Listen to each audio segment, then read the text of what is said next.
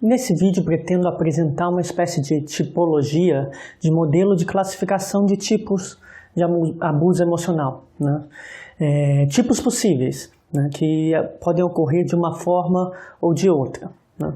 Antes de tudo, 4 tipos mais constantes de abuso emocional, né? Tipos que acabam sendo presentes em quase todas as relações abusivas familiares e em relações abusivas amorosas, em algum grau, sempre presentes, né? Eles vão estar presentes em algum momento, não frequentemente, mas acabam sendo modelos, tipos de abuso que aparecem com frequência. Bom, depois eu vou comentar os tipos de abuso que que aparecem ocasionalmente ou um oposto ao outro. Antes de tudo, então, esses que são frequentes, né? A gente pode pensar em 4 tipos frequentes de abuso, né?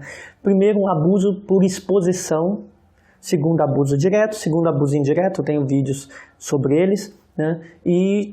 Quarto é distanciamento emocional. Bom, o abuso por exposição. O abuso por exposição é quando você é colocado numa má situação devido a situações públicas criadas pela pessoa abusiva próxima a você. Seus pais, ou uma pessoa que você se relaciona, ou um chefe, né, extremamente controlador ou extremamente agressivo, né? Então, essa pessoa abusiva perto de você vai criar umas situações que vão te colocar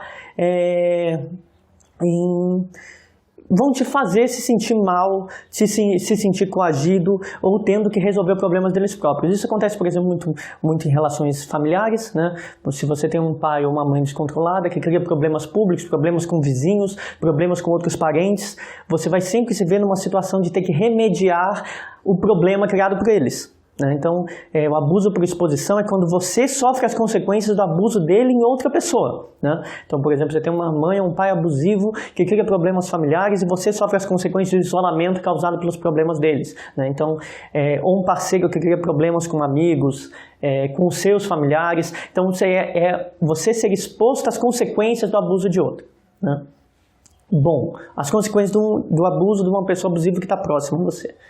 Segundo, abuso direto. Esse eu comento bastante em meus vídeos, quando são feitas a você, né, ofensas, acusações, agressões diretas, abertas, né, quando você é ofendido, xingado, desvalorizado.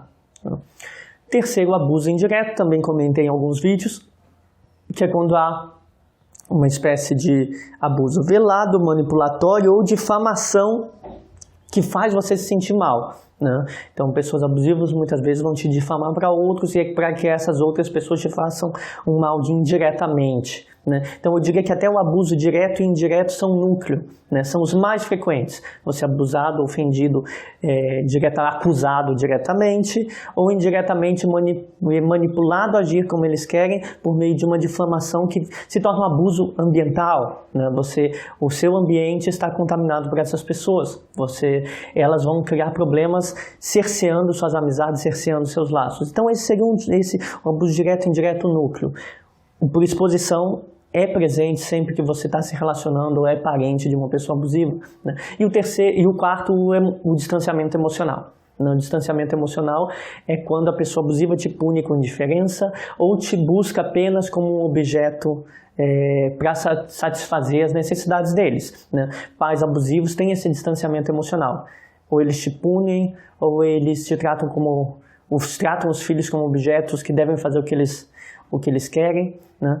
Parceiros abusivos podem eventualmente se distanciar emocionalmente de modo a criar como punição, de modo a criar uma relação de controle. Então, todos esses 4 são tipos presentes em quase todas as relações abusivas em conjunto, algum deles mais presente do que o outro, mas são coisas em comum das relações abusivas. Mas há tipos que podem estar um presente e outro ausente, não ocorrendo ao mesmo tempo. Alguns pares que a gente pode falar de classificações que não estão sendo presentes, em que um tipo pode estar presente e outro não, né? Temos, antes de tudo, 3 tipos que nem sempre estão presentes juntos. O abuso aberto, o abuso encoberto ou velado e o abuso indireto, que eu já comentei antes, né? O indireto costuma ser esse abuso relativo ao isolamento, né, de criar uma atmosfera de medo, de intimidação, de instabilidade, te difamando, criando problemas com as pessoas que estão ao seu redor, fazendo que essas pessoas propaguem o abuso, né? Mas entre o abuso direto, o abuso pode ser aberto, ou seja, não se tenta fingir, te ofende, te calunia, depois vai dizer que você é o culpado por isso, mas é direto, é feito aberto. Né? As pessoas não tentam encobrir falando, não estou sendo... pode até dizer, eu estou sendo agressivo por causa de você, mas ela não vai dizer, eu não fui agressivo. É uma tentativa, não finge, é uma tentativa de não fingir. Né? O abuso aberto não finge, a pessoa te ofende e está feito tudo às claras. O objetivo do abuso aberto, essa forma de abuso direto, é provocar um afastamento. A pessoa está com raiva de você, vai despejar a raiva para você se afastar. O abuso direto também pode ser encoberto. E o que significa? É que ele vai sempre ser manipulatório, não vai ser tão agressivo, vai ser a tentativa de lhe impor culpa. Por isso que eu disse que o abuso direto é uma das formas mais comuns, né? Ele pode ser direto e encoberto. O que é direto e encoberto? Você está destruindo o nosso relacionamento por causa da sua raiva. Uma outra pessoa agiu com raiva, atribui a você, diz que você precisa se controlar e impõe um monte de coisas para que o relacionamento tenha continuidade. Né? Pais fazem muito isso, né? Através do que a gente poderia chamar de chantagem emocional. Famílias, eu acho que é grande local onde acontece chantagem emocional em famílias. É um tipo de abuso, abuso encoberto, porque vai se dizer, se você não obedecer, você não vai ganhar o que eu espero, o que eu posso te dar. Né? Então, sempre no meio da chantagem. Então, o objetivo, então, do abuso aberto é provocar um afastamento. Então, ele é bastante agressivo. E o objetivo do abuso encoberto é um aprisionamento por meio de chantagens que estabelecem uma relação de controle. Então, temos essa dualidade dos tipos de abuso aberto. Né?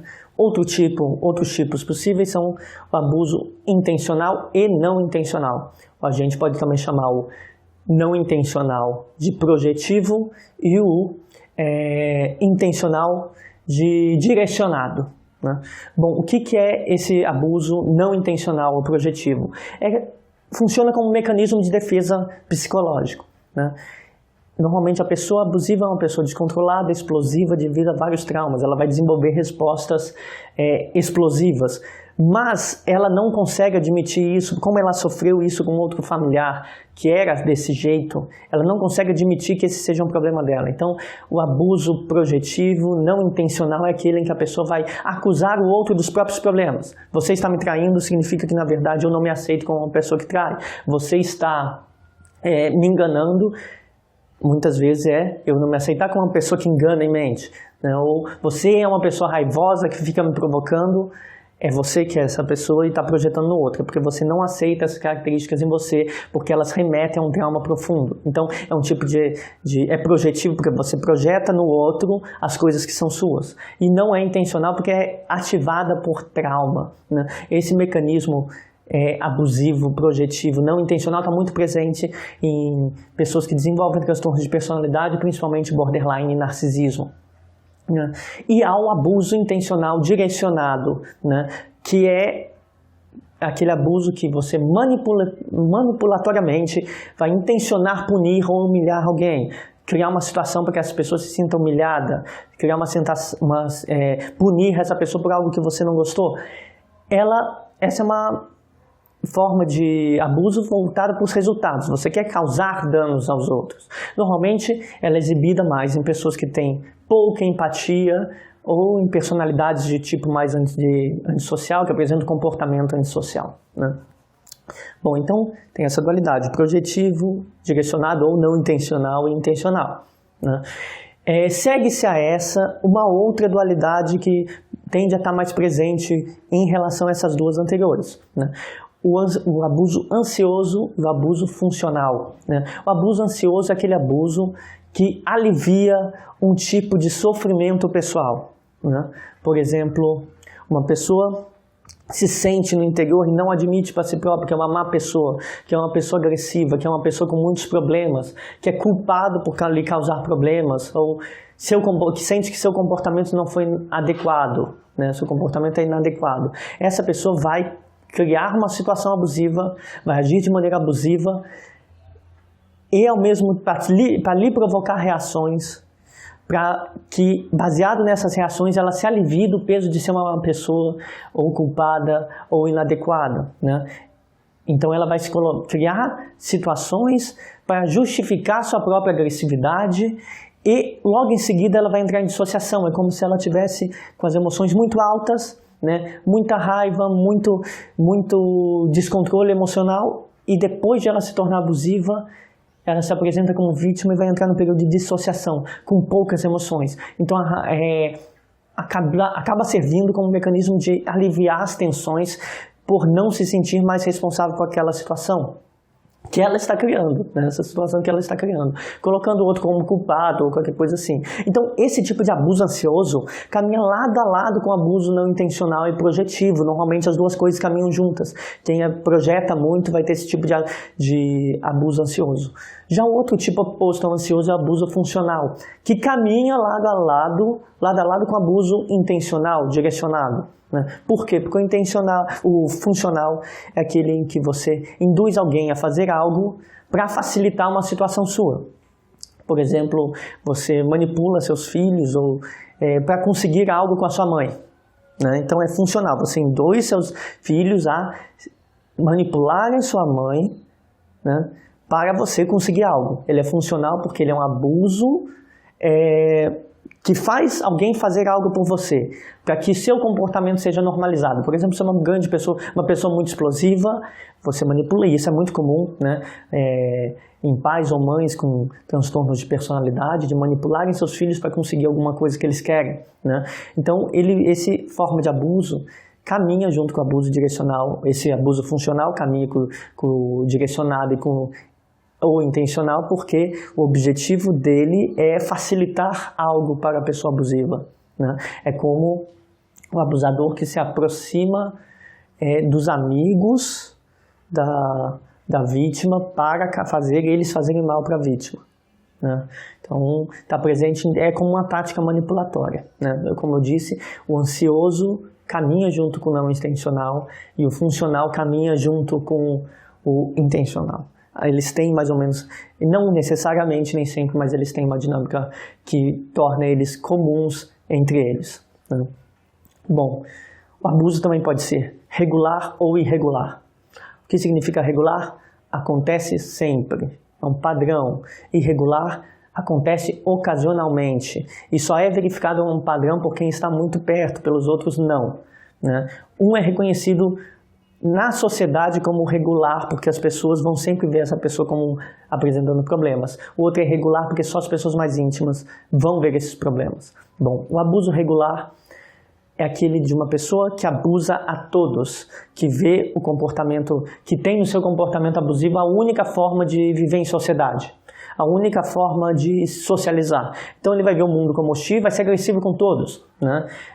Vai ser aquela pessoa que ofende todos na internet, que trata o pedinte na rua como de maneira desrespeitosa, que vai tentar humilhar seus empregados. Então é uma pessoa que vai sempre ser abusiva. Ela aprendeu que esse é o único modo de lidar no mundo, porque o mundo é agressivo, é hostil, então ela é hostil também. Já o abuso irregular é o típico de pessoas traumatizadas. Ele é irregular porque ele não é frequente nem claro. Ele não é um padrão de conduta. São condutas ocasionais ativadas que podem se tornar regulares dentro de um relacionamento, numa relação específica, desde que aquela relação seja uma relação que lhes ative esse comportamento, né? Então, o abuso irregular é mais explosivo, mais impulsivo, do que o regular. O regular está sempre presente, não precisa de impulsividade nem de raiva, né? Ele está sempre presente, né? O irregular, então, é bastante típico em relacionamentos abusivos, porque muitas vezes as pessoas abusivas não são regularmente abusivas. Em alguns momentos, sim, né? Eu conheço várias pessoas, principalmente homens, que são abertamente, regularmente exploradores e abusivos e não fazem questão de esconder, né? Então, o abuso irregular já tem outro padrão, né? É uma atitude impulsiva, explosiva, de muita raiva causada por um trauma. Então, ela tem um gatilho, um evento. Se uma pessoa traumatizada por seus pais em relações de apego, porque tem um apego tumultuoso, ou viu seus pais se agredindo em algum momento, o que vai causar esse abuso irregular são as relações íntimas, né? Então, essa pessoa não vai ser regularmente abusiva com seus amigos ou no trabalho, mas quando ela se envolve numa relação íntima, ela vai apresentar esse outro padrão. Muitas vezes ela não vai nem compreender por que faz isso e com as outras pessoas não faz, né? Normalmente é ativado por trauma. Então tem essa diferença. O regular vai fazer isso em todos os contextos porque foi ensinado que o mundo é perigoso e as pessoas querem lhe fazer mal, então ele faz mal antes. E o irregular, as pessoas são ativadas por trauma e tem essa conduta em contextos específicos, muitas vezes contextos de relacionamentos ou quando se tornam pais ou mães reproduzindo um relacionamento anterior. Existe também, a gente pode classificar também o abuso como localizado ou difuso. Localizado tem a ver com esse abuso irregular. O abuso localizado é aquele que é contra um grupo específico. Por exemplo, você somente é abusivo com a sua família, ou somente é abusivo com os seus parceiros, né? Normalmente, pessoas que manifestam esse abuso localizado vão ter essa relação em coisas que são as coisas muito importantes para ela porque mal resolvidas. Por exemplo, com a família. Se cresceu numa família difícil, vai ser abusivo quando construir uma família. Se viu seus pais tendo problemas de relacionamento interpessoal, quando tiver um relacionamento romântico, vai ser abusivo. Ou uma pessoa que é muito cobrada em seu sucesso profissional, ela vai acabar sendo abusivo com seus funcionários ou com os seus colegas de trabalho, né? Então, ele vai ter sempre a ver com relações que garantem intimidade ou poder. Então, ele é localizado nessas relações e em algumas apenas, né? Então, ele pode ser localizado ou pode ser ampliado, né? Ampliado ou difuso, né? Difuso quer dizer que está difundido por todas as relações. Então, o abuso difuso é quando a pessoa se sente superior aos outros e vai tratar mal todos, vai ser abusivo, agressivo, explorador de todas as suas relações. Ele não precisa de uma relação de intimidade ou de poder, né? Ele não é ativado numa relação específica, ele é totalmente amplo e é feito contra qualquer pessoa. Então, a gente pode ter nessas últimas dualidades, temos mais algumas que caminham juntas, né? O abuso irregular, ativado por trauma, costuma ser também o abuso localizado a contextos específicos, e o abuso difuso também é um abuso regular, né? Então esses caminham juntos, tais como as outras dualidades, né? Por último, a gente pode pensar num abuso relacionado ao contexto social de suas práticas, né? A gente pode pensar nesse sentido de abuso desviante ou abuso normativo. O desviante é aquela conduta vista, então é um tipo de classificação social, vista por um tipo de sociedade, um tipo de grupo social, como um comportamento desviante que causa mal aos outros, né? O outro, abuso normativo, é quando dentro de um grupo certas formas de abuso são autorizadas, né? Então, certas formas de abuso podem ser estimuladas por um grupo ou desaprovadas por um grupo. Então, o abuso desviante é aquele, por exemplo, que vai contra as regras sociais, né? Se você vive num contexto em que... E de acordo com o contexto, você pode classificar como desviante ou normativo, né? Por exemplo, bater num filho. A gente pode dizer que para a geração de nossos pais, ou mais ainda dos nossos avós, bater num filho era normativo, porque era norma, era uma forma de educação. Nós podemos dizer que nossas sociedades estão progressivamente transformando à medida que se cria um sistema legal que pune esse tipo de atitude, transformando bater em filhos num comportamento desviante, né? Mas alguns dos comportamentos podem ser mais ambíguos nessa dualidade. Por exemplo, grupos extremistas. Se você faz parte de um grupo extremista na internet que ofende alguém racialmente ou por gênero, né, ofende mulheres, ofende pessoas de outra etnia, né, dentro do grupo o seu abuso é normativo, porque é consenso, as pessoas acham que é ok, que deve ser feito mesmo. Fora do grupo ele é desviante, né? Porque vai em dissonância com as leis e com o que as outras pessoas pensam do que é aceitável socialmente. Então, o abuso desviante ou normativo tem a ver com o que o seu grupo aceita, né? Normalmente, uma pessoa que é desviante num contexto mais amplo, ela vai apresentar certas características antissociais, né? Mas algumas formas de abuso vão ser aceitas, né? E como eu falei, bater nos filhos em determinados contextos vão ser aceitos. Então, o que eu tentei apresentar nesse vídeo foi como o abuso pode ter várias dualidades, vários tipos classificatórios. Entender esses tipos ajudam a entender qual a causa e qual o efeito possível dessas formas de abuso, né? Como eu falei, os 4 tipos: o abuso por exposição, o abuso de outro, direto, indireto e o distanciamento emocional são típicos e estão quase sempre presentes em relações abusivas familiares e relações abusivas românticas, né? Mas os outros variam, né? Funcionam alguns em conjunto, mas eles variam de acordo com o contexto, se é familiar, se é romântico ou se é um contexto de trabalho, e também de acordo com as experiências formativas da pessoa, né? E tendem a ser limitados por essa experiência social, né? Que pode os classificar punindo como desviantes ou os autorizar como normativos.